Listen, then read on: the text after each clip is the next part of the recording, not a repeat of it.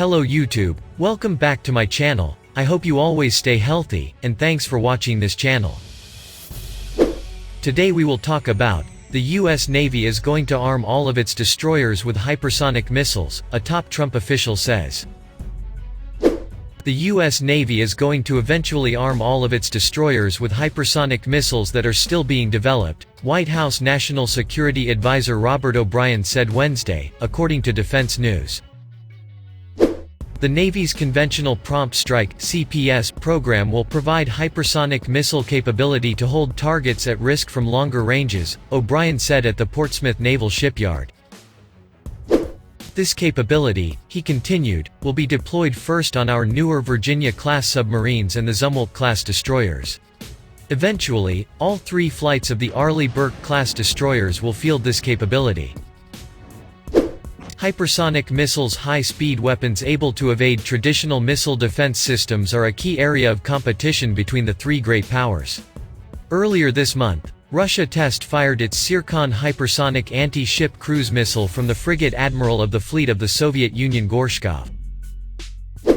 Given the ongoing hypersonic missile arms race, it is easy to see why the US Navy might want hypersonic missiles for its destroyers, something the Navy has previously discussed, but there are challenges.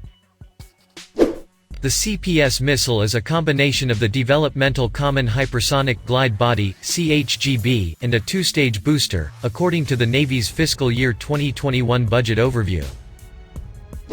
Newer Zumwalt-class destroyers have larger vertical launch system (VLS) cells that could accommodate a large-diameter missile with a hypersonic warhead in a boost-glide vehicle configuration, but older Arleigh Burke-class destroyers have much smaller VLS cells that would need to be modified or replaced altogether.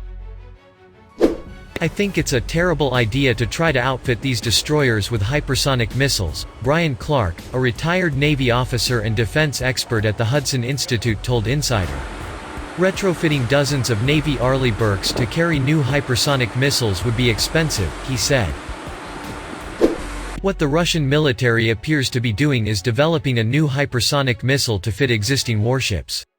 The US military would be going about this in reverse, refitting existing ships to suit a new missile, a weapon that could be quickly replaced by a smaller, cheaper alternative down the road given the rapid pace of technological development.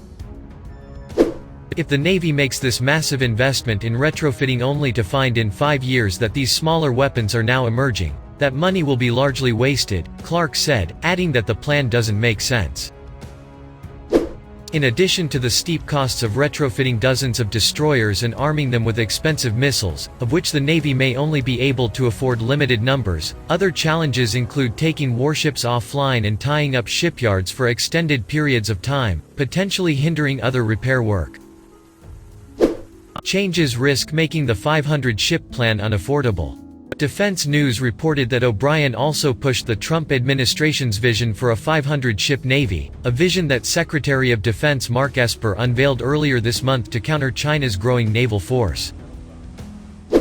The plan, known as Battle Force 2045, calls for a mixture of manned and unmanned vessels and is based on recommendations from the Hudson Institute, which presented what Clark said was an affordable path to a 500-ship Navy.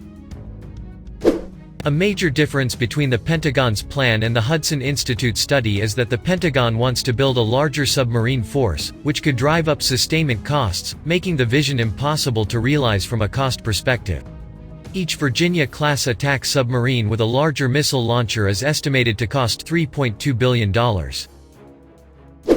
Retrofitting destroyers to carry hypersonic missiles would pull away funding as well. This missile launcher thing, the additional submarines, all the additional ornaments that the Navy is looking at hanging on this fleet are going to make it unaffordable, Clark said.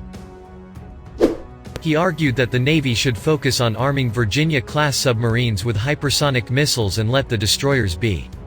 You don't have to rebuild the ship to do it, Clark explained. That makes more sense. The Navy should be pursuing that for its boost-glide weapons.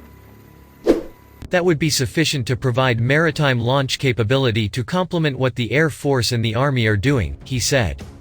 Both the Army and the Air Force have been pursuing hypersonic weapons for existing launch platforms, such as the AGM-183 ARRW for the B-52 Stratofortress bomber.